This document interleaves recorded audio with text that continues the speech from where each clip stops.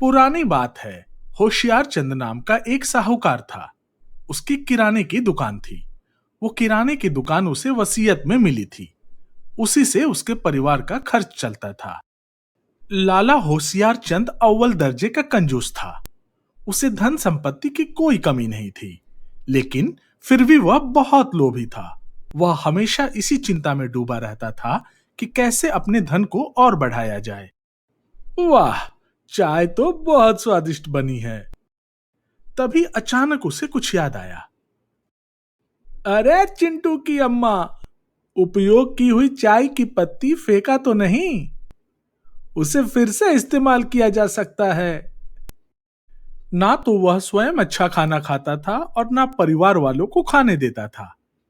घी की बोतल खाने की मेज पर सिर्फ खुशबू के लिए रख देता था, लेकिन घी का प्रयोग बिल्कुल भी मना था।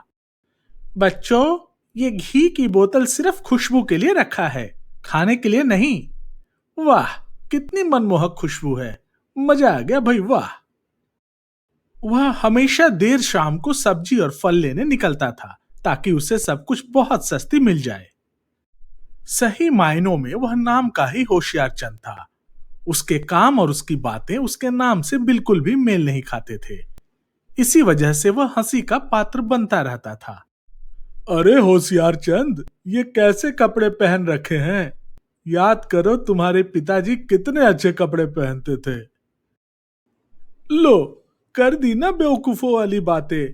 अरे भाई, ये कपड़े तो मेरे पिताजी के ही हैं। वाह भाई वाह, तुम्हारी होशियारी का तो सच में कोई जवाब ही नहीं है। एक बार वह किसी काम से बाजार जा रहा था। तभी उसकी जेब से एक सिक्का कहीं गिर गया। घास बहुत ज्यादा थी। लाला ने बहुत कोशिश की, मगर वो गिरे हुए सिक्के को फिर नहीं पा सका। लालची लाला एक पैसे के खो जाने से बहुत उदास हो गया। वह अपने आप से बातें करने लगा। हे भगवान, आज बहुत नुकसान हो गया। उस 1 रुपए से कल 2 रुपए, फिर 4 रुपए, 8 रुपए तथा 100 रुपए भी हो सकते थे। इसके खो जाने से मेरे धन में 1 रुपया कम हो गया। अब मैं क्या करूं? यह सोचकर वह फिर से दूने उत्साह से घास में उस पैसे को खोजने लगा। खोजते खोजते उसे एक चमकीला हीरा मिला। उसने उसे हाथ से उठाया तो उसके प्रकाश से आसपास जगमगाहट फैल गई। वह बहुत प्रसन्न हुआ। ये तो निश्चय ही नागमणि है। अब इसके मिल जाने से मुझे धन की कोई कमी नहीं रहेगी। उसने सुन रखा था कि जिसके पास नागमणि होती है, उसे किसी चीज की कमी नहीं रहती। उसने नागमणि को छुपाकर अपनी मुट्ठी में भींच लिया और घर की ओर चल पड़ा। अभी वह कुछ दूरी ही चला होगा कि अचानक उसके मन में एक शंका जगी। नागमणि तो बहुत ही दिव्य मणि है। यह बहुत पुण्यों और देवताओं के आशीर्वाद से प्राप्त होती है, मगर मैंने तो ऐसा कोई पुण्य किया ही नहीं। ना ही देवताओं ने मुझे नागमणि प्राप्त होने का आशीर्वाद दिया है। निश्चय ही मेरी मुट्ठी में जो है वो नागमणि नहीं हो सकती। यह जरूर कोई मामूली पत्थर है। भला मैं इसे घर ले जाकर क्या करूंगा? सब मेरी हंसी उड़ाएंगे। मन में यह बात आते ही उसने नागमणि को दूर फेंक दिया और अपने घर लौट आया। घर आकर भी उसके मन से नागमणि की बात नहीं उतरी थी। अब वह मन ही मन अपने को कोस रहा था। हे भगवान, मैं कैसा मूर्ख हूं।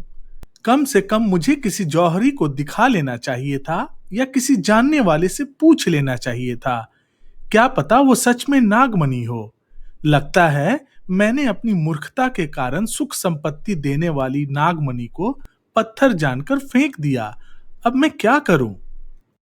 यह ख्याल आते ही बस वह उठा और नागमणि की खोज में वहां चल दिया जहां उसने उसे फेंका था।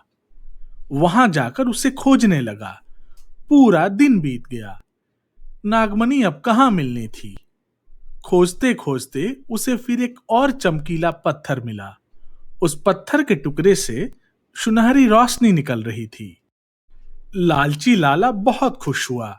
उसे पूरा विश्वास हो गया था कि वह चमकीली चीज जरूर ही कोई बहुमूल्य मणि होगी। उसने ऐसा पत्थर कभी नहीं देखा था। वह उसको उठाकर घर ले आया। घर आकर उसने किसी को भी यह बात नहीं बताई। उसके मन में तो लोभ छाया हुआ था। अब से मुझे बहुत सावधान रहने की जरूरत है।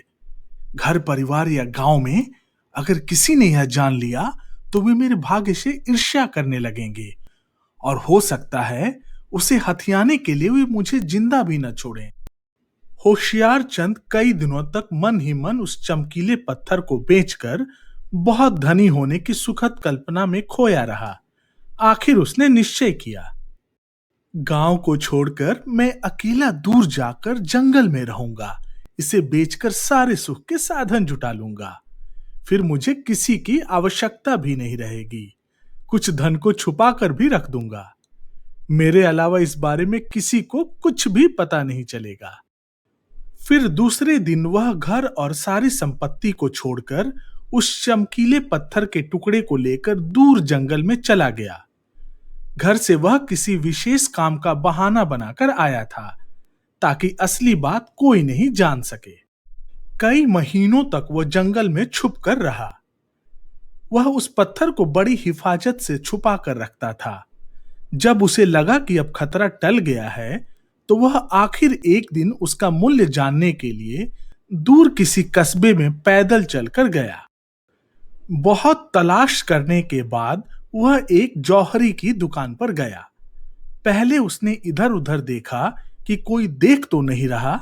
फिर उसे वह पत्थर दिखाया और उसका मूल्य पूछने लगा। जौहरी ने पत्थर को उलट पुलट कर देखा और फिर कहा, बहुत सुंदर पत्थर है। इसको काट छांट कर तौलने के लिए बाट बनाया जा सकता है। इसका मूल्य तो कुछ नहीं है, फिर भी तुम इसे ढूंढ कर लाए हो, इसलिए मैं 1 रुपया दे सकता हूं। यह सुनकर लाला तो जैसे आसमान से जमीन पर गिर पड़ा। दुकान के एक कोने में रेडियो पर गाना बज रहा था। दिल के अरमा आंसुओं में बह गए। लाला की सारी योजनाएं और कल्पनाएं मिट्टी में मिल गई थीं। अब वो लज्जा के मारे अपने घर जाने में भी हिचकिचा रहा था। वह अपने जीवन भर की कमाई उस पत्थर से धन पाने के लोभ में छोड़ने को तैयार था। लेकिन क्या करता, 1 रुपए लेकर वह लौट पड़ा।